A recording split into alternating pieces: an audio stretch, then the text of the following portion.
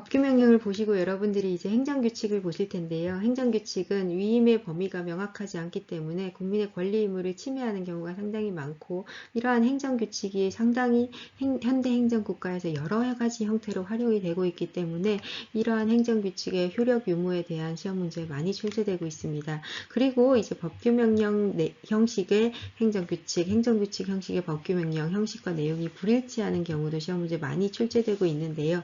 그 이유는 특히나 사실 이러한 형식에 맞춰서 규범을 정립하는 것이 원칙인데 실무적으로 이러한 내용들이 너무나 불일치하는 경우가 많습니다. 그래서 이러한 내용들을 다 무효화시켜야 될지, 국민의 권리 구제 측면에서 오히려 효력을 인정을 해서 재판 규범성을 인정을 하고 소송으로 다툴 수 있는 권리를 인정해 줘야 될지, 이러한 부분들이 함께 논의가 되면서 시험 문제 많이 나오고 있습니다.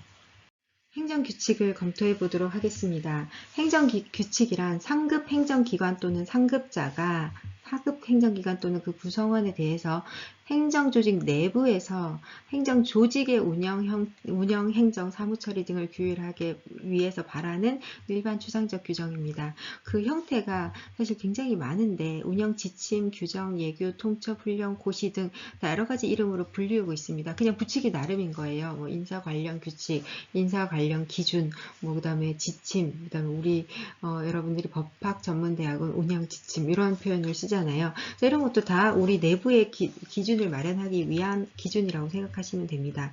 자, 그러면 이러한 행정규칙과 법규명령은 어떠한 차이가 있는지 먼저 보시겠습니다. 자, 우리가 법규명령을 먼저 배웠기 때문에 그걸 기준으로 행정규칙을 비교하시면 됩니다. 자, 법규명령은 원칙적으로 시행령이나 시행규칙, 대통령령이나 불령처럼 헌법에서 딱 정하는 그 형태로 발령이 됩니다. 그런데 행정규칙은 그렇지가 않아요.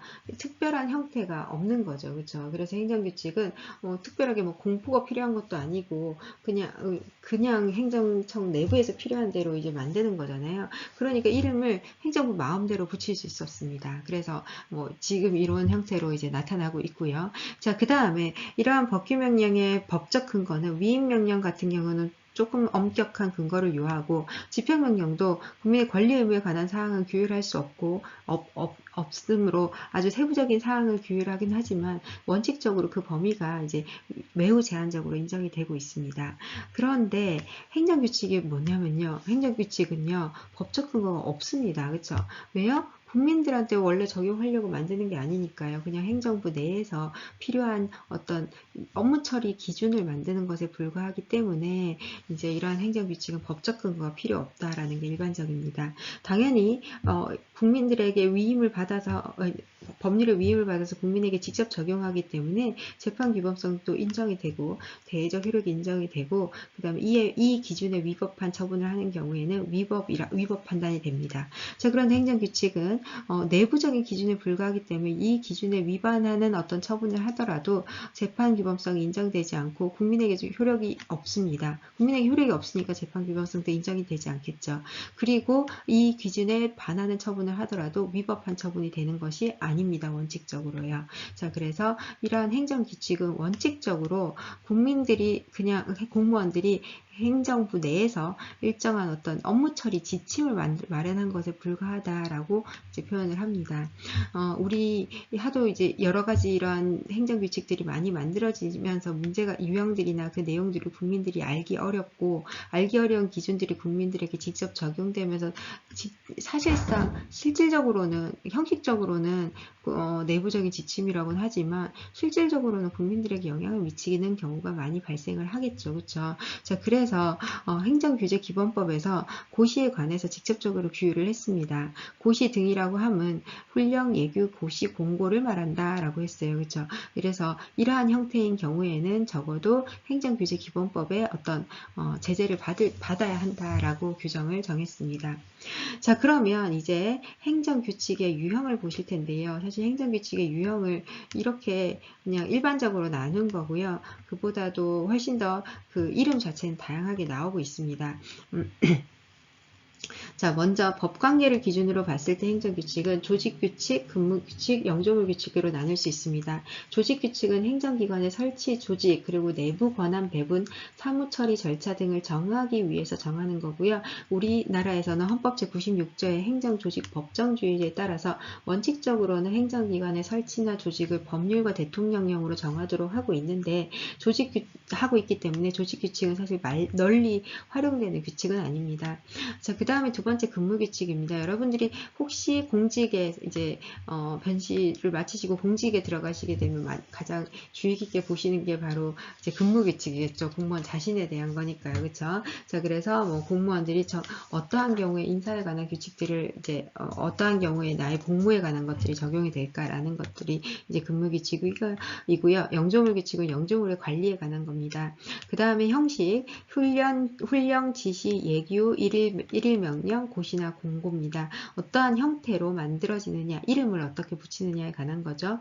자, 그 다음에 행위 통제적 부분입니다. 이 부분은요, 행정행위의 어떤 내용에 따라서, 그리고 효력의 어떤 내용이나, 그 다음에 발령의 어떤 내용에 따라서 이렇게 구분을 했습니다. 그래서 첫 번째 규범부채화 행정규칙, 재량규칙, 간소화지침, 법률 보충적 행정규칙, 규범부채화 행정규칙 이렇게 이제 분류를 하고 있는데 여러분들이 이제 이 하나하나가 모두 다 시험 문제에 많이 출제되고 있습니다. 이런 법관계나 형식에 대한 내용보다 행위통제적 내용들이 훨씬 더 많이 나오는 이유는 우리 행정규칙은 원칙적으로는 제외적 효력이 없으니까 사실은 처분성이 인정이 안 돼야 되는 게 맞는데 판례를 통해서 지속적으로 이제 처분성이 인정되어 왔는데요. 각각이 모두 다 판례나 어떤 이론을 통해서 점점 이제 발전을 해온 것이기 때문에 이제 여러분들이 각각의 해석 방식을 보셔야 됩니다. 첫 번째 규범 해석 규칙입니다. 규범 해석은요, 어떤 규범이 있어요. 법령이 있어요. 근데 그 내용이 해석하는 사람에 따라서 달리 여러 가지로 나뉠 수 있는 겁니다.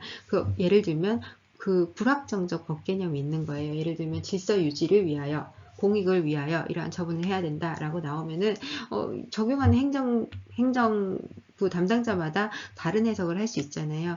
그래서 이러한 불확정적 법령의 통일적 적용을 하기 위해서 해석 지침을 만든 겁니다. 그래서 여러분들이 이제 예를 들면 국세 세무조정에 관한 해석 지침, 해석 기준, 해석서 이런 것 또는 주석서 이런 것을 여러분들이 책을 보실 수 있는데요. 이런 것들은 바로 행정부 내에서 국세 세무 행정을 위해서 필요한 세무 법률을 해석하는 방식인 거예요. 그래서 실질적으로 굉장히 실무서로 많이 활용이 되겠죠. 그렇죠? 규범 해석에 관한 규칙입니다. 자, 그 다음에요.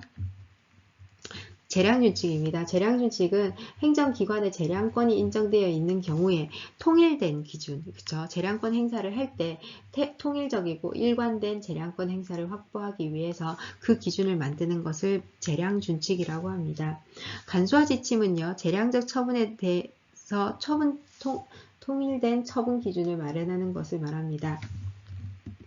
법률 보충적 행정규칙은 법률의 수권에 의해서 법률을 구체화하는 것을 정하는 행정규칙을 말합니다. 법령에 개괄적으로 규율되어 있고 그 내용을 구체적으로 해서 보충하기 위한 행정규칙입니다. 이러한 규범규칙 행정규칙은 그 자체로 법규성이 인정되거나 대외적 효력이 인정되는 것은 아니지만 상위법령을 보충하는 것이기 때문에 상위법령과 결합하여 상위법령의 일부가 됨으로써 대외적 효력이 있다라고 판단이 이루어지고 있습니다. 자, 이른바 규범구체 행정규칙도 중요하게 다루어지는데요. 이 사례는 독일 연방행정재판소 빌 판결에서 유래했습니다. 방사능이나 오늘날 환경소송 같은 것도 많이 이루어지고 있는데 이 환경 관련된 기준을 정하는 건데요. 뭐냐면 입법부에서 구체적인 사항을 규율하기에는 전문성이 부족하다고 보아서 행정부, 예를 들면 원자력 발전위원회나 그다음 환경부 같은 행정부에서 훨씬 더 구체적이고 전문적인 기준을 정할 수 있다라는 이유로 이러한 기준을 행정입법으로 정하고 그에 대한 법규성을 인정하자라는 견해가 이제 판례로 이루어진 내용입니다. 우리 판례에서는 이것을 구체적으로 인정을 한 사례는 없습니다. 네, 행정규칙의 경우는 원칙적으로 대외적 효력이 인정되지 않기 때문에 법규성을 인정할 수 있는지 없는지에 대한 학설과 판례의 대립이 있습니다. 이 부분이 중요하고요. 여기에서 이어지는 부분이 바로 행정규칙의 대외적 효력 인정 여부, 그리고 사법적 통제 여부가 중요합니다. 그래서 여러분들이 행정규칙, 그러니까 법규명령보다 사실 더욱더 법치주의와 충돌될 가능성이 많은 유형이기 때문에 잘 봐주셨으면 좋겠습니다. 행정규칙은 입법의 내용을 보충해서 행정부의 어떤 집행 기준을 마련하고 있기는 하지만 헌법이나 법률에서 예정하고 있는 법규명령과 같은 형태도 아니고요. 행정부에서 필요에 따라서 제정하고 있는 내부적 기준에 불과하기 때문에 원칙적으로 대외적 구속력이 인정되지 않습니다. 물론 법령 보충규칙은 예외적으로 우리 판례에서 인정을 했지만요. 하지만 대외적 구속력이 부정된다고 해서 언제나 대외적 구속력이 인정되지 않는다라고 볼 수는 없기 때문에 사실상 간접적으로 국민들에게 적용되는 경우에는 간접적인 대외적 구속력을 인정을 하는데 그 매개가 바로 행정법의 일반 원칙, 자기구속의 원칙, 비례 원칙, 신뢰보호의 원칙이라고 생각하시면 됩니다. 즉 행정규칙을 만약에 지키지 않았을 때 행정처분은 원칙적으로 위법한 것이 아닙니다. 왜냐하면요. 국민들에게 직접 교속되기 위해서 만든 것이 아니기 때문에 행정부 입장에서는 사실상 행정규칙 지침에 따라서 언제나 일반적으로 행정행위를 하지만 그 지침에 따르지 않았다고 해서 그것이 위법한 처분이 되는 것은 아니라는 겁니다. 하지만 그 지침을 따르지 않은 그 처분이 지침에 따르지 않은 처분 자체가 과도하게 어떤 일반 원칙을 위반했을 때는 재량권의 일탈 남용으로 보아가지고 위법한 행정행위가 되는 것이 일반적입니다. 자, 그래서 행정규칙의 효력은 내부적으로는 하급기관이 그 기준을 따라야 할 준수 의무가 있습니다. 그리고 대외적 효력은 방금 말씀드린 것처럼 재량준칙이나 해석규칙의 경우에는 원칙적으로 효력이 없습니다. 그쵸? 그리고 법규성도 없습니다. 자, 그런데 예외적으로 이 기준에 따라서 한번 행정행위를 하면 어떻게 되겠어요? 이게 법령에 대한 해석이고요. 그 다음에 재량권을 행사하는 데 있어서 A라는 국민에게 한번 일정한 행위를 하면 결국은 B라는 국민, C라는 국민에게도 동일한 기준을 적용해야겠죠. 그게 바로 평등원칙, 자기구속의 원칙이고 해석규칙도 신뢰보호의 원칙과 주로 이제 적용이 되는데요. 자, 이러한 경우에는 어떻게 된다고요? 예외적으로 반복돼서 처분하다 보면은 평등원칙의 구속을 받기 때문에 그거 결국은 간접적으로 국민을 구속하는 간접적 대효가 있다. 이렇게 해석이 됩니다. 자, 반면에 법령 보충 규칙은 뭐예요? 법령의 수권에 의해서 이를 구체화하는 행정규칙으로 봤고요. 법령 보충적 행정규칙은 우리 헌법재판소는 상위 법령과 결합하여 그것이 일체가 되는 한도 내에서 상위 법령의 일부가 됨으로써 대외적 구속력이 있다. 이렇게 판단을 했습니다. 그렇죠? 자, 이러한 법령 보충 규칙이 권리 구제를 받을 때 어떤 식으로 받는지를 잠깐 보시면요. 우리 대법원은 법령 보충 규칙에 기본적으로 대외적 효력을 인정을 하고 있습니다. 헌법재판소도 마찬가지고요. 그래서 재판의 전제가 되는 경우에는 법원이 간접적인 통제를 할 수 있기 때문에 처분성을 갖는 것으로 보아서 항고소송의 대상이 된다고 보았습니다. 우리 헌법재판소도 처분이 아닌 경우에는 바로 헌법소원으로 올 수 있지만 이 경우에 만약에 처분으로 볼 수 있잖아요. 그러한 경우에는 원칙적으로 항고소송을 먼저 거치도록 이제 판단을 하고 있습니다. 자, 그리고 규범구체화 행정규칙 보시겠습니다. 독일의 비례 판결에서 인정이 됐는데요. 우리 판결에서는 아직까지 원칙적으로 인정한 적은 없습니다. 자, 그러면 이 내용이 시험 문제도 많이 나오기 때문에 한번 다시 정리를 해보겠습니다. 자, 행정규칙에서 해석규칙이나 재량규칙이 가장 일반적이고 원칙적인 경우입니다. 이러한 행정규칙은 원칙적으로 행정부 내부에서 적용하기 위해서 만들었기 때문에 대외적 효력이 없고요. 다만 행정법상 일반 원칙, 자기구속원칙이나 평등원칙, 신뢰보호의 원칙을 매개로 해서 간접적으로 효력을 발휘할 수 있습니다.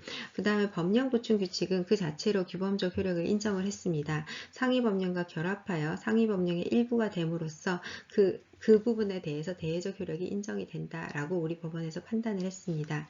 그 다음에 규범 구체화 행정규칙은 우리 판례에서 인정한 사례가 아닙니다. 자, 그러면 요거 중에서 구체적으로 판례에서 어떻게 받는지를 잠깐 보실 텐데요.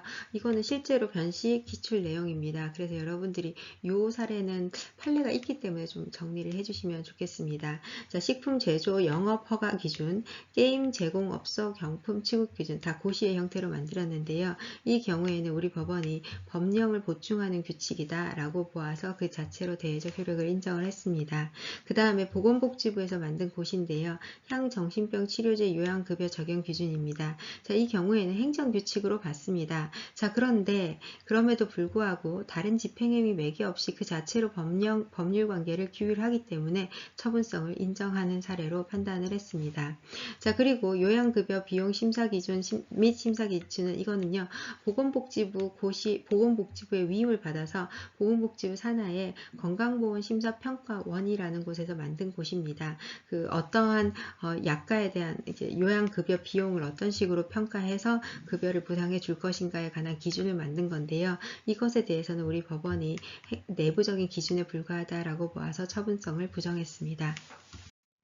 행정규칙의 법적 성질 효력 부분에 관한 내용과 관련해서 대표 판례를 먼저 보시겠습니다. 자진신고자 가증금 감경에 관한 규정인데요. 원고는 서희건설이고 피고는 공정거래위원회입니다. 원고 측인 서희건설은 총 7건에 관한 입찰 담화 조사를 받았고 실제로 나중에 2건이 더 있었음을 자진신고를 하게 됩니다.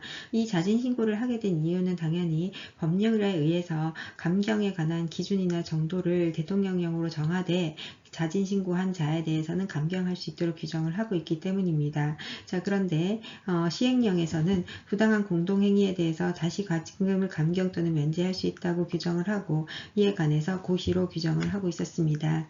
자, 피고인 공정거래위원회는 2건에 대해서 자진신고를 했으니까 이에 대해서 감경을 감경 처분을 하게 되겠죠. 그래서 자진신고자 감면 고시에 따라서 7건 전체에 대해서 40%씩 감경하여 최종 가증금 부과 처분을 하게 됩니다. 감면 기준은 7건은 매출액 규모를 기준으로 하고 나머지 2건은 매출액 규모 비교 방식으로 감경률을 정하게 됩니다. 자, 그런데 이 원고 측은 사실은 훨씬 더 많은 감경을 기대를 하고 자진신고를 했겠죠. 자, 그랬는데도 불구하고 기대만큼 감경이 이루어지지 않았기 때문에 이 소송을 제기하게 된 겁니다. 원고 측은 7건과 2건을 모두 합해서 전체를 산정하고 전체를 감면하는 방식으로 감면을 해줘야 된다라고 주장을 하게 되죠. 자, 우리 법원에서는 어떠한 감면 방식이 타당한지에 관해서 한 번 더 검토를 하게 됩니다. 먼저 1항 같은 경우는 자진신고 부분만을 감면하게 된 자진신고 부분만을 감면하는 거죠. 즉 7건에 대해서는 어차피 공정거래위원회에서 적발을 한 거고 추가로 이제 2건은 자진신고를 했기 때문에 2건에 대해서만 감면하는 방식이고요. 2항 같은 경우는 7건과 2건을 합쳐서 전체에서 각각의 매출 규모를 별도로 산정을 해서 비교하여 감경률을 정하는 방식입니다. 이게 행정청인 공정거래위원회에서 선택한 방식이고요. 그 다음에 지금 원고가 주장하는 방식은요. 7건과 2건을 전체 매출 규모를 산정해서 비교하여 감경률을 정하는 방식입니다. 그러니까 전체 매출에서 이제 전체 매출 규모를 산정해서 9건 전체에 대해서 감경률을 정하는 거고 행정청은 7건에 대해서는 매출 규모를 각각 별도로 산정을 해서 나머지 2건에 대해서는 별도로 정하는 방식입니다. 그러니까 전체에 대해서 산정하는 건 맞긴 한데 행정청도 그렇게 했는데도 불구하고 그 감경률을 산정하는 방식을 달리한 거죠. 자, 이에 대해서 우리 법원은 이렇게 판단을 하게 됩니다. 시행령의 감면 기준에 관한 기준 대략적으로 감면한다는 건 정해져 있었지만 각각의 비율을 어떻게 정할지에 관해서는 명확하게 명시되지 않았습니다. 따라서 추가 감면 신청 시에 기준을 정하는 것은 결국 행정청의 재량 범위에 해당한다라고 봤고요. 이러한 경우에는 전문적인 그 역할을 하는 공정거래위원회의 의사는 가능한 존중되어야 한다고 했습니다. 다만 우리 법원은 이러한 재량 준칙이 되풀이돼서 행정 관행이 된 경우에는 재량권을 일탈 남용한 경우에는 위법한 처분이 될 수 있다. 이렇게 판단을 했습니다. 그래서 이 사안을 우리 법원이 다시 한번 사안회의 적용을 했는데요. 감경률 산정 방식에 대해서 명시적 규정이 없는 상태에서 따라서 행정청이 정한 기준이 입법 취지에 반하지 않고 불합리하거나 자의적이지 않기 때문에 이 사안은 위법한 처분에 이르는 정도에 이르지는 않는다고 판단을 했습니다. 법규명령과 행정규칙에 대해서 배우셨는데요. 법규명령과 행정규칙이 그 제정된 형태대로 이제 제정이 된다면, 실질적인 내용도 제정이 된다면 별다른 문제 없이 법규명령은 원칙적으로 대외적 효력이 인정되고 규범성이 인정되고, 행정규칙은 원칙적으로 인정되지 않지만 간접적 대외적 효력이 인정되고 법령 보충규칙은 물론 별도로 평가를 하고요. 이렇게 되는데, 문제는 형식은 법규명령인데 실질은 행정규칙인 경우, 그리고 형식은 행정규칙이지만 실질은 법규명령인 경우, 이와 같은 경우에 형식을 기준으로 판단해야 될지 또는 실질을 기준으로 판단해야 될지에 관한 것이 문제가 됩니다. 자, 먼저 법규명령 형식으로 제정되었지만 실질은 행정규칙인 경우를 보시도록 하겠습니다. 법규명령 형식의 행정규칙은 행정규칙으로 정해줘야 될 내용이 원칙적으로 고시나 훈령, 예규 등의 형식을 취해야 되지만 법규명령 형식으로 취하는 경우가 때때로 있습니다. 이 중에 가장 이제 중요하게 문제가 되는 게 바로 제재적 처분 기준인데요. 행정규칙 사항이라는 것은 무엇이냐? 바로 행정규칙은 조직과 작용에 관한 행정조직 내부의 규율을 말합니다. 이러한 사항은 세부적인 사항에 불과하기 때문에 법률 유보 사항이 아닌 것으로 보이는데요. 이러한 실질적으로는 행정규칙 사안인데 형식적으로는 법규명령의 형식으로 발령이 되는 겁니다. 예를 들면 대통령령 형식이나 총리령 또는 부령 형식으로 발령이 되는 거죠. 그런데 이 경우에 대통령령 형식으로 제정된 행정규칙 사항인 제재적 처분 기준은 우리 법원에서 법규명령으로 보고 있고요. 부령 형식으로 제정된 행정규칙 사항은 행정규칙으로 보고 있습니다. 자, 물론 법령에 전혀 근거가 없는 경우에는 어떤 형식으로 제정되든 행정규칙으로 보고 있습니다. 지금 저희가 전제하고 있는 것은 법적인 근거는 있는 거죠. 자, 이렇게 전개된 이유를 한번 전체적으로 보시면요. 우리 행정부에서는 사실 당연히 행정입법의 형태로 더 제정을 하는 길을 원하겠죠. 그래서 법률 유보 없이 제재적 처분 기준을 제정을 하였습니다. 훈령이나 예규 형식으로 제정을 했죠. 자, 그런데 훈령이나 예규 형식으로 제재적 처분 기준 등 국민의 권리에 영향을 미치지만 세부사항에 해당하는 것을 제정을 하자 국민의 권리구제 측면에서도 비판을 받았고요. 그리고 처분성이 없는 사안이기 때문에 소송의 대상이 아예 되지 않아서 문제가 되었습니다. 많은 비판이 제기됐죠. 그래서 1984년에 국무총리 훈령을 규정을 해서 제재적 처분 기준은 모두 부령으로 정해라 라고 이제 권고를 하게 됩니다. 자, 그럼 국무총리 훈령으로 만들었으니까 행정부는 대체로 이에 따르겠죠. 자, 그래서 많은 법령들이 훈령이나 예규 형식에서 부령 형식으로 제재적 처분 기준들이 올라왔습니다. 그 형식이요. 자, 그런데 부령 형식으로 제정되고 난 뒤에도 법원에서는 뭐라고 했냐면요. 부령 형식은 제재적 처분 기준은 행정규칙이다 이렇게 판단을 했습니다. 그래서 행정부에서는 법원이 이 부령 형식의 제재적 처분 기준의 법규성을 인정을 하지 않으니까 그럼 위임 근거가 문제인가 싶어서 법률에서 위임 규정을 두고 다시 부령에 위임했습니다. 그런데 법원은요 1996년의 판례에서 여전히 부령 형식의 제재적 처분 기준은 위임 여부랑 상관없이 행정규칙이다 라고 여전히 행정규칙으로 판단을 하게 됩니다. 그래서 행정부에서는 이거 부령 형식으로는 안 되겠다. 형식을 조금 더 강화해야겠다. 실질적으로 제재적 처분 기준이지만요 대통령령 형식으로 만들어버립니다. 법률에 위임을 두고 대통령령 형식으로 제재적 처분 기준을 규정을 했습니다. 그러자 2011년 대법원에서 뭐라고 했냐면요. 대통령령 형식의 제재적 처분 기준은 법규명령이다. 이렇게 판단을 하게 됩니다. 즉 대법원에서 계속 불량 형식으로 만들고 불량 형식으로 만들어도 대외적 효력을 인정하지 않다가 대통령령 형식으로 만들었을 때 대외적 효력을 인정해 버린 겁니다. 그래서 결론적으로는 어떻게 됐냐? 바로 이와 같은 결과가 나타난 거죠. 행정규칙 사항인데 대통령령 형식으로 만들면요, 형식으로 제정되는 경우에는 법규명령으로 보아서 대외적 효력이 인정되고, 이 경우에는 국민들이 처분성이 인정이 돼서 권리구제 가능성이 인정이 됐습니다. 불량 형식으로 제정되는 경우에는요, 여전히 행정규칙으로 보고 있습니다. 이러한 역사적인 발전 과정 때문에 그렇습니다. 예, 방금 설명드린 내용을 정리해 보겠습니다. 대통령령 형식인 경우에는 형식은 대통령령인데 실질은 제체적 처분 기준이죠. 그쵸? 자, 그래서 이 행정규칙 사안이죠. 자, 이의 경우에는 우리 법원이 형식서를 따르고 있습니다. 반면에 불형 형식으로 만들어진 경우에는 형식은 법규명령인데 실질은 제체적 처분 기준이니까 행정규칙인데요. 이 경우에는 실질서를 따르고 있습니다. 내용을 따르고 있습니다. 따라서 대통령령 형식인 경우에는 형식설에 따라서 법규명령으로서 법규성을 인정을 했고요. 불형 형식인 경우에는 실질서를 따라서 행정규칙으로 판단하고 있습니다. 따라 이 대표적인 판례를 보시면요, 국토계획법 및 법률 시행령에서 이와 같은 내용을 규정을 하고 있는데, 이에 대해서 우리 법원은 행정청은 다른 이행 강제임을 결정할 재량권이 없다라고 보았습니다. 재량권이 없다는 말은 이대로 따라야 하는 법규성이 있는 기준이다라고 본 거죠. 그래서 법규명령성을 인정을 한 겁니다. 다만 이제 구청소년보호법 시행령 과징금 처분 기준에서는 법규명령으로 보되 그래도 너무 형식설만을 따르진 않아서 최고 한도액이다라는 판단을 하게 됩니다. 자, 그 다음에 불량 형식으로 되는 경우에는요, 제재적 처분 기준인 경우에도